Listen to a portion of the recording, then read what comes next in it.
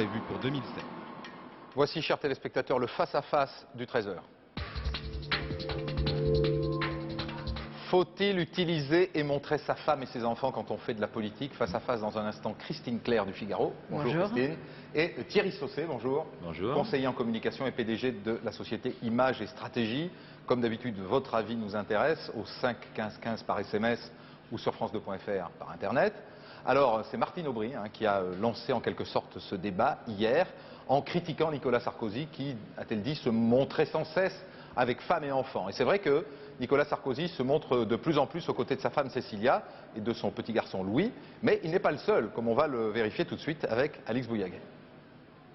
À l'époque, il était ministre de l'Intérieur. Dans le bureau de Nicolas Sarkozy, un petit garçon, son fils Louis.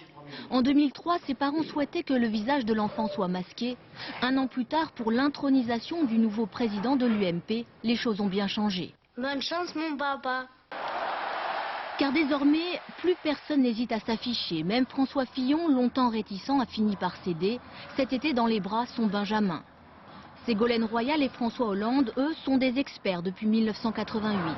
Quelques années plus tard, leur fils a bien grandi. C'est lui qui conduit sa mère en scooter.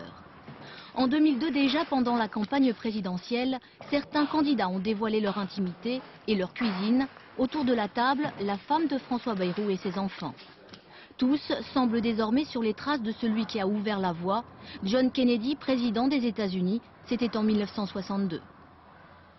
Voilà, et j'ajoute que si on prend par exemple Paris Match de cette semaine, on tombe sur photo de François Hollande et Ségolène Royal avec le fiston en pyjama, et plus loin, photo de Nicolas Sarkozy et Cécilia Sarkozy avec le fiston faisant du